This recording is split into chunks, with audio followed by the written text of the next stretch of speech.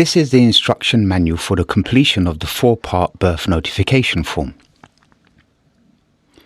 This document is the first document that's created for you when you're born in a hospital within England, United Kingdom, Wales, Scotland, Ireland, Northern Ireland, should I say.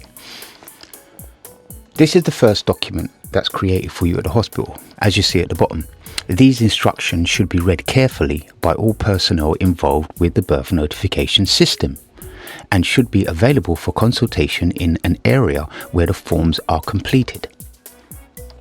Now, let's take a look at this form for a second, because if this is the first form that's completed for the birth, then this basically is the live birth certificate that everybody seems to be chasing. Yeah, certificate of live birth. Certificate of live birth is for America, Canada, Australia, or wherever it is they're speaking about it.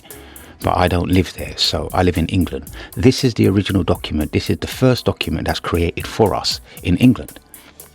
As you see in this top box here, it says, the birth notification form should be completed using a ballpoint pen. All text should be written in block capitals.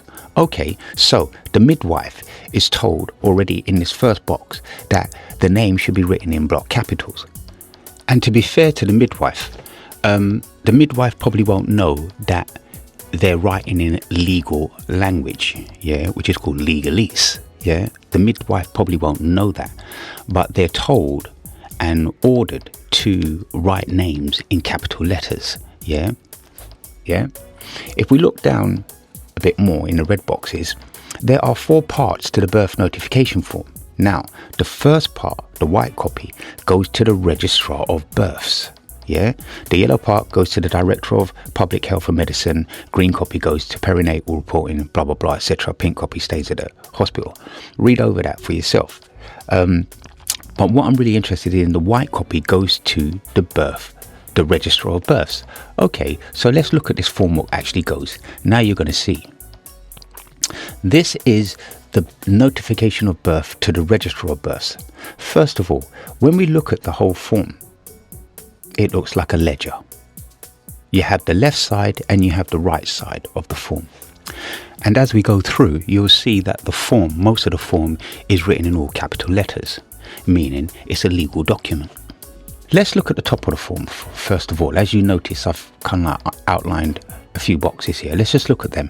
The first box we want to look at is the case number. The case number is basically your account number, basically to every other account what's created for you. It will all tie back to this one number. This is the first number you get. Yeah, this is your case number. Let's just look at what it's made up of. So if we look at the case number, each birth, live birth or stillbirth is identified by an 8-digit number. Yeah, account number straight away. Okay, let's just look down the bottom at examples. So this is how they get it. The first, if your birthday is, say, if you was the first born in the year you was born. So for example, if you was born in 2013, as it says here, your case number will be 2013. As you see under the case number there, you got the year, Y year. So that would be 2013, and then you were the first born, so 0001. Yeah. So if you was 512 or 1008, as you see from the examples here, yeah, this would be your case number. So your year you was born would be the first 4 numbers. Then whatever number you were born within either the hospital or that whole area, this is the thing that you need to find out. Find out what number you was born in basically this whole case number scenario. If you find out that that's your case number, basically that's going to be your account number. Okay, so we can look over all of this again, but I'm just skimming over this, and we can talk about this at some point later.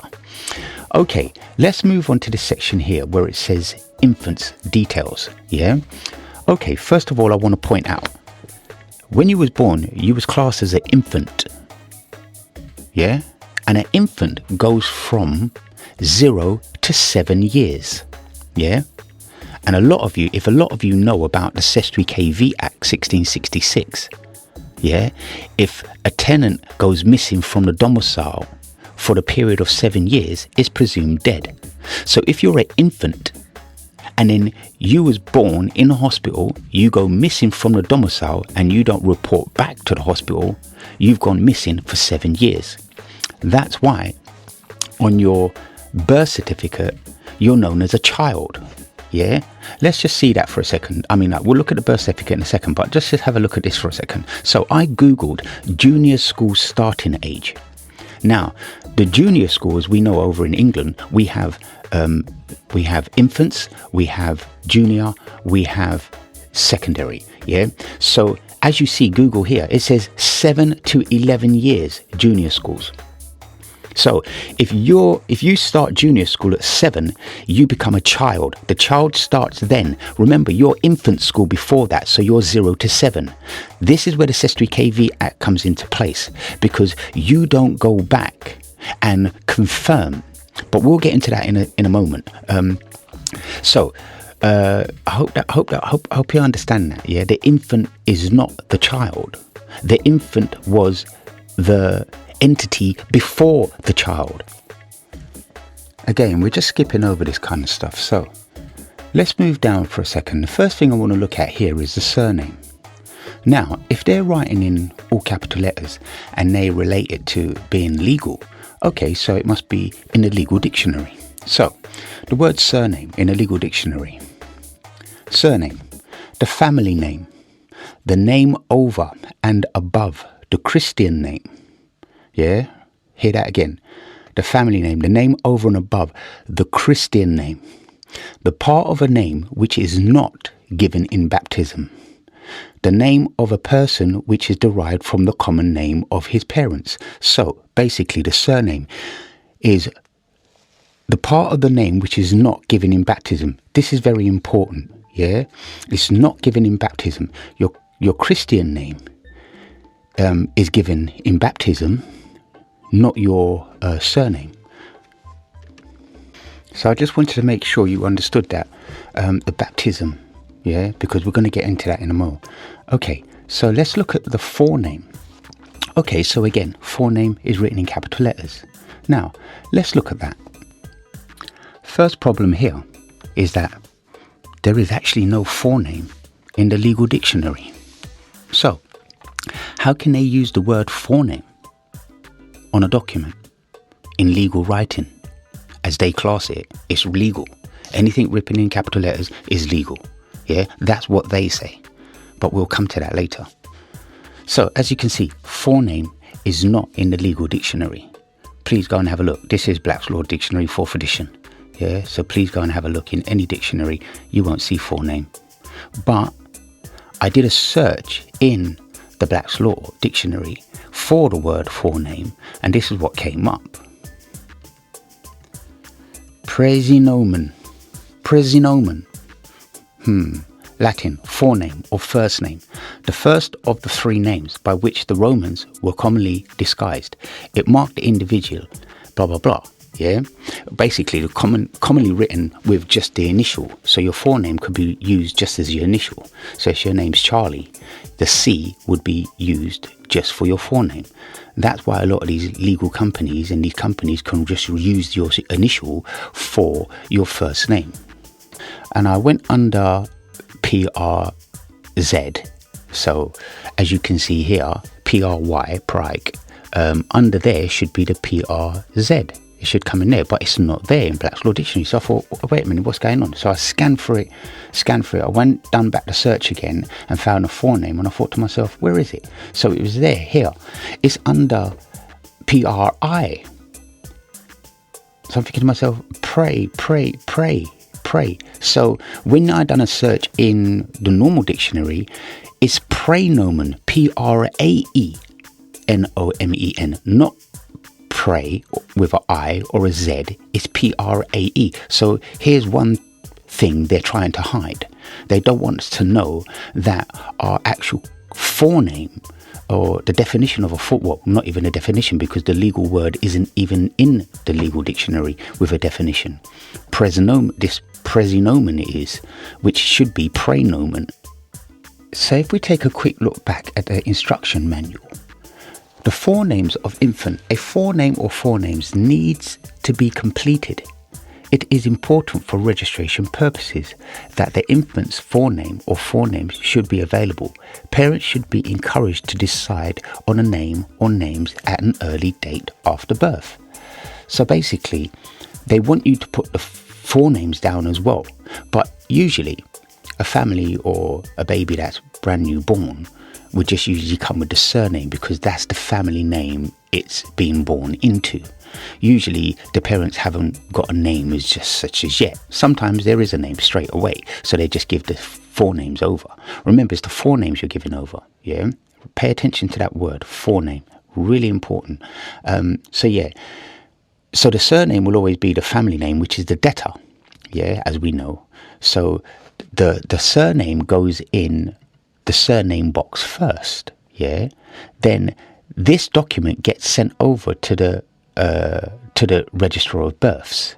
Yeah, so your forename isn't in there yet. Now, when this document goes over to the registrar of births, the infant's details, as you see, is the date of birth. So the date you was actually born is only for the surname. Yeah, it's just for the surname. It's not for the forenames yet. Yeah, if we look over the other side of the form, of the ledger form, we see in the other little red box there, date of registration. Okay, let's have a look at that for a second.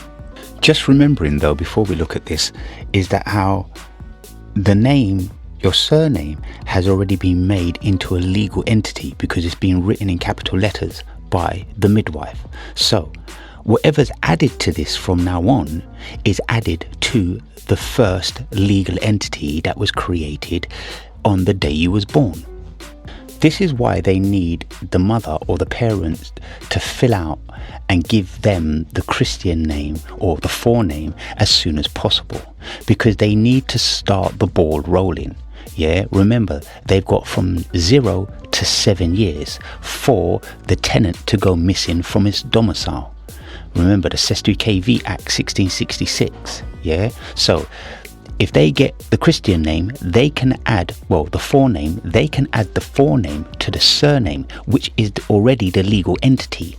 Then it becomes, the whole name becomes a legal entity with that date of birth. So, for example, if the surname was Doe, D-O-E would have been written in capital letters by the midwife. Yeah.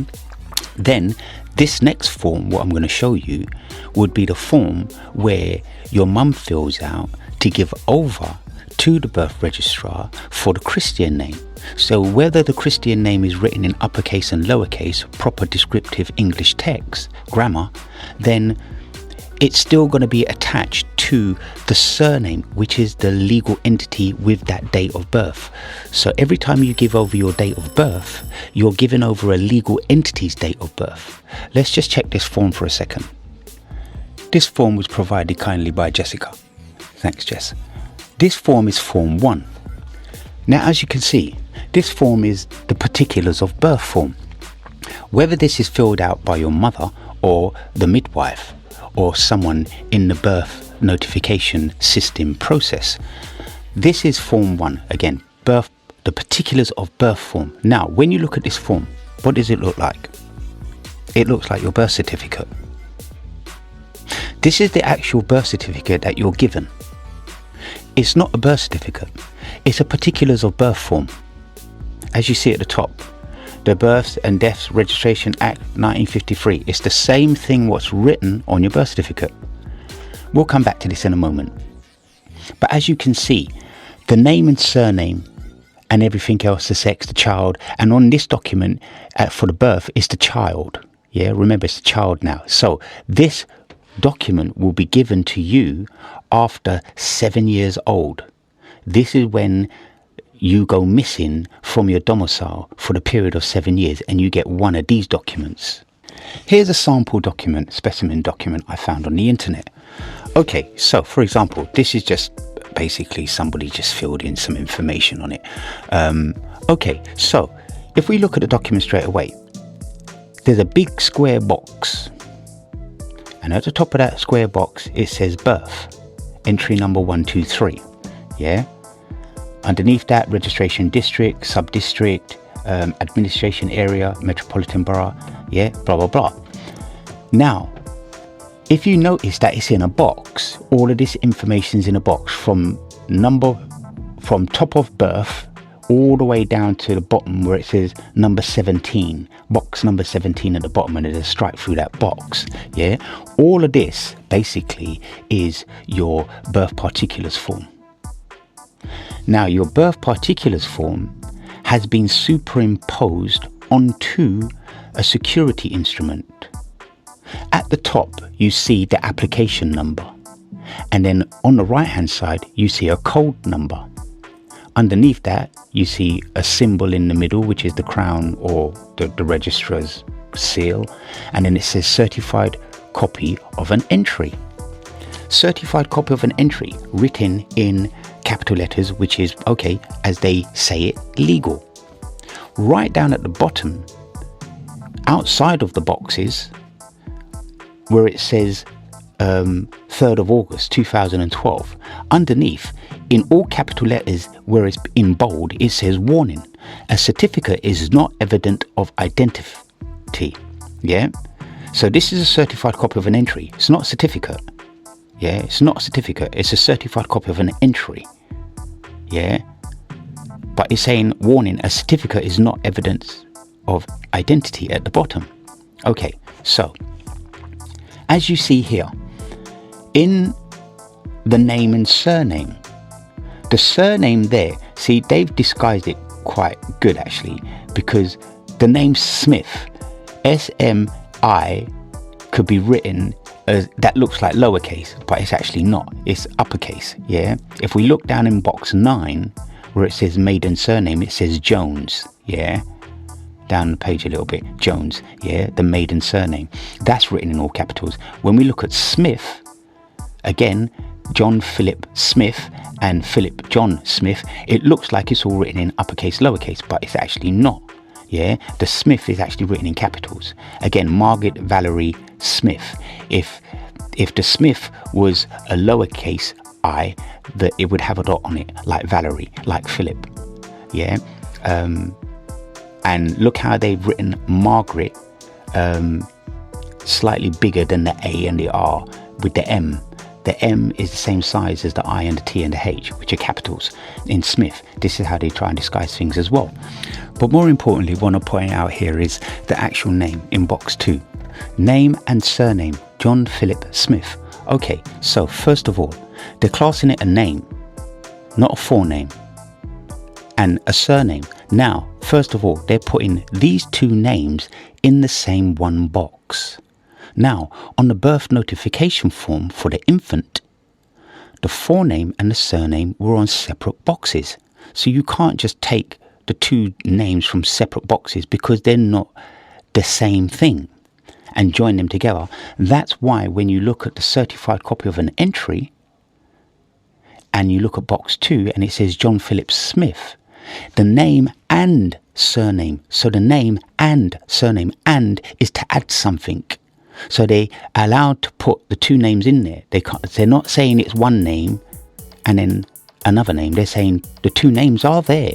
We mislead ourselves to say that this is one name. It's not. It's actually two names. Your forename and your surname.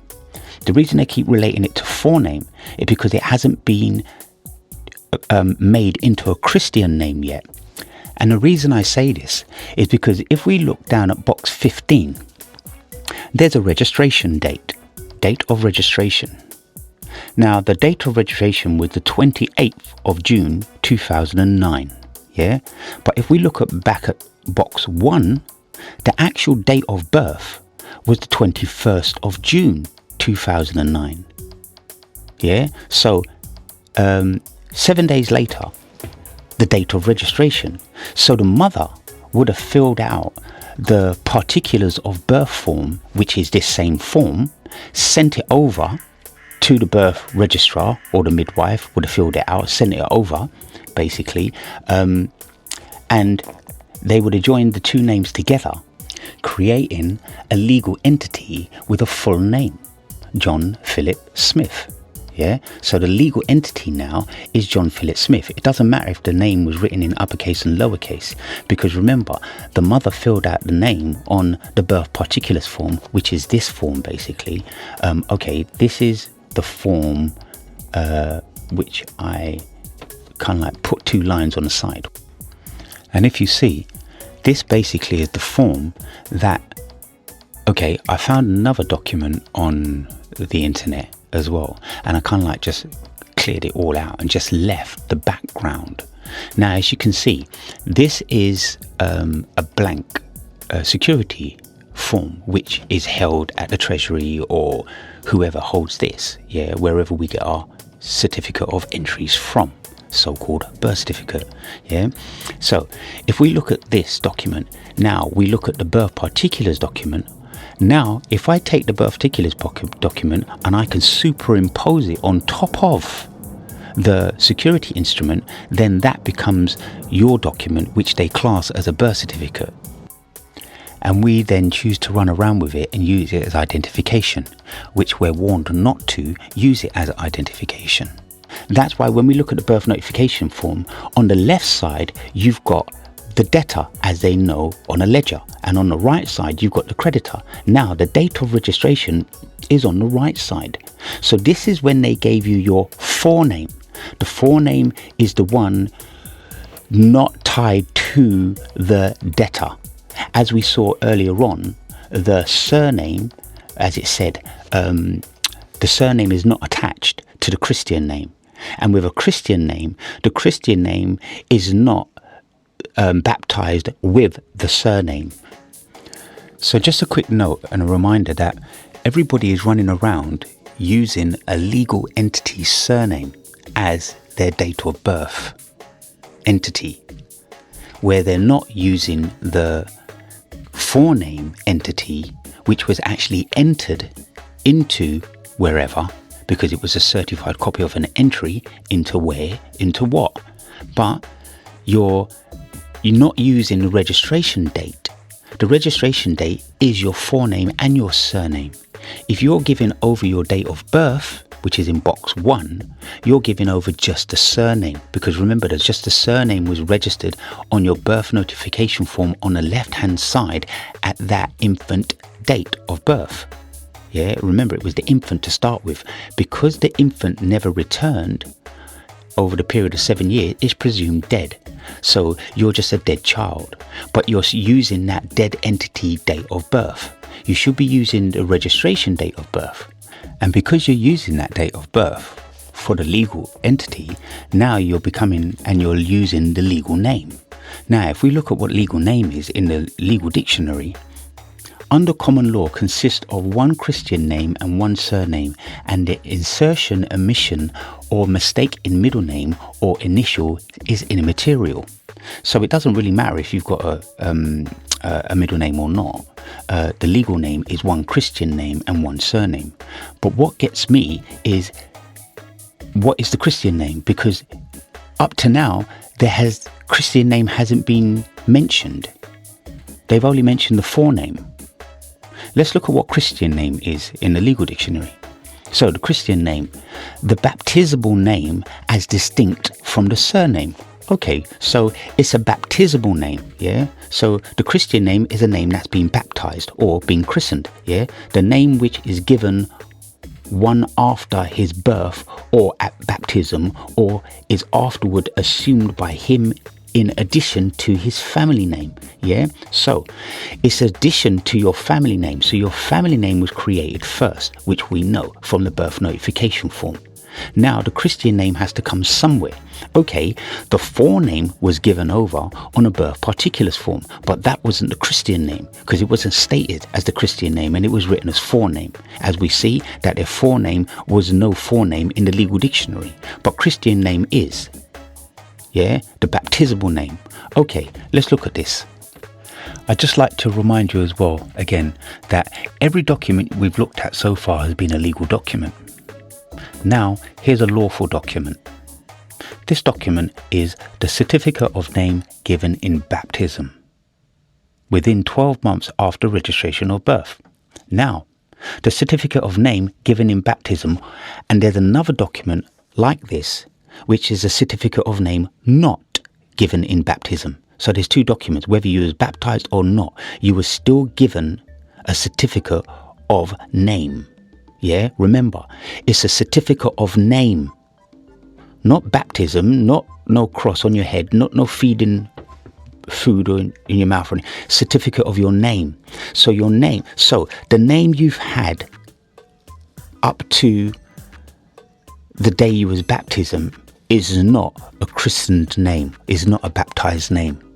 So the name you're running around with is a sinful name. It's a forename. It's not a Christian name. It's a forename. It's a sinful name because you haven't been to the church and actually been baptized or christened. Well, you don't need to get baptized or christened for your name to be given to you, but you're still, because you're always going to be seen as a legal dead entity, not a living entity. This document, certificate of name given in baptism, makes you the living entity and under Christ. Let's look through this document for a moment. As it says here, that would be the father or the officiating minister of the church, do hereby certify that according register of baptisms for, and then your name would go in there, now in my custody, the male, and then the cross here, yeah, is the Christian. The male Christ child or the female Christ child stated to have been born on whatever day you was born. That takes it back to the birth notification birth date.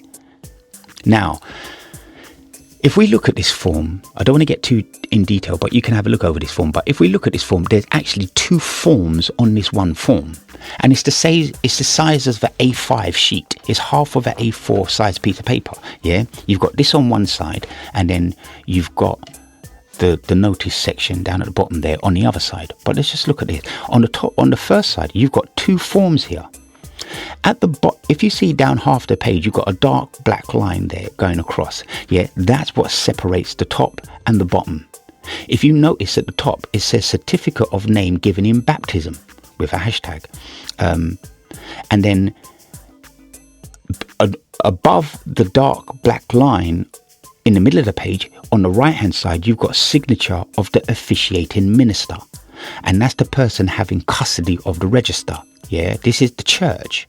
Yeah, because remember, it's the baptism, it's the church. Now, your name is being christened. Now, underneath the black line, this document then gets signed by the officiating minister and gets sent over to the birth registrar, who's got your birth notification form. Now, if you read under the black line there, it says certificate of entry of baptismal name. Certificate of entry of baptismal name. Now go and look at your birth certificate and see that it says certified copy of an entry. Of what? Entry of what? Into what? Of who? At least on this document, which is a lawful document, because there's no boxes surrounding the page. Yeah. It's all on one entire skin. Look up the four corners rule. Underneath the dark line there, it says certificate of entry of baptismal name.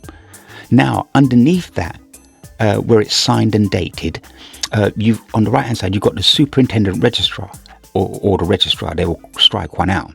Now, automatically, you've got two signatures and two witnesses on this document.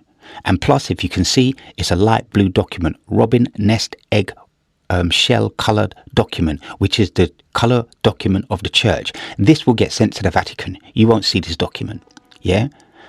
If we look on the other side of it, it states down at the bottom. Actually, I'm going to read the bottom section. This certificate should be completed and signed by the minister or person who performed the baptism or who has custody of the register in which the baptism is recorded. He will be entitled to the fee of £1. The certificate should be taken to the registrar or the superintendent registrar who has custody of the registrar in which the child's birth was registered. That's the birth notification form, the surname. Yeah, the child is the surname, not the infant. The registrar or superintendent registrar will enter the name in the space provided for it in the child's birth entry. Yeah, the name or names inserted entirely, so that's your Christian name, forenames, and your surname entirely supersede any name of the child already appearing in their entry. Yeah, so if you've got 3 date of births. Yeah, first of all, you got your first date of birth, which we saw and which we looked at, which was on the birth notification form. Yeah, your birth notification form gave you the infant's details, which was the date of birth. So your date of birth would be your date of birth, which is in box 1 of your certified copy of an entry, birth certificate, so-called. If we look at box 1, it's box 2, it says John Philip Smith, and in box 1 was the 21st of June. So Smith was born on the 21st of June. So that's the first date of birth for the first name, the surname, which on the birth notification form is on the left hand side, yeah, with the date of birth. Now, even though the forenames and the surnames is written on the birth notification form in the left hand side, it's still known to be the debtor, yeah. It's not the name we're looking at, it's the dates we're looking at. So if we look back now on the birth certificate, certified copy of an entry, if we look in box 15, the date of registration, the date of registration is when John Philip, the Christian name or forename, was handed over to the birth registrar to complete the full name to put onto this document, and that date of registration was on the 28th of June 2009, which is in box 15. Now, if we look back on the birth notification form, on the right hand side, which is the creditor's side of a ledger, you've got the date of registration. So the date of registration would be the 28th of June, rather than on the left hand side for the infant's date of birth would be the 21st of June, if you get the drift. Yeah. Now, when you look at the certificate of name given in baptism, okay, I'm going to take myself for an example. I was born in June 1970. I was registered, my name was given over in August 1970. It took 2 months. I was a cesarean birth. I was 2 months premature. So it took my mum a bit of time to recover. So 2 months they gave her to recover. In 2 months, in August, she gave over my Christian name, my forename, over to them. That gave me that date of birth, which was August. Now, in 1972, I went and got christened, which was baptized. That's my 3rd date of birth. Now, remember, the baptism date supersedes any other date in the entry. I was baptized in August 1972. I've just taken 2 years off my life, knowing now I am a Christian with a Christian Christ name. So basically, this is bringing back the Christ name. As I said in the Bible, Christ shall return. This is Christ's name returning. If you go and get your baptism certificate, if you're born in the Church of England, you can go and get it from the London Metropolitan Archive in East Central London. If you're in any other, go to the church and ask the vicar or the father in the church or the priest or whoever for a certificate of baptism. He's going to ask you for some details, of course, and you're going to have to provide details, of course, who your parents were, etc., etc., etc. Nothing major. Same thing as on your birth certificate or certified copy of an entry. But yeah, go and get this document, and then the date of your baptism. If you didn't get baptized, you will have another document, which is the certificate of name not given in baptism, and that will be your 3rd date as well. Yeah. I mean, I spoke to Jessica about it. Jessica understands it now anyway. So she sees the 3 date of birth as well. And so does everybody else, in a certain sense that I'm really pushing it out to. So hopefully you can see this. And then, yeah, we can go on top of this. But I'm going to leave it there for now because this is quite a long video. But we will get into more of this and talk more of this. But I hope this information helped you out and kind of like allows you to see my truth and where I'm coming from in questioning these documents. Yeah.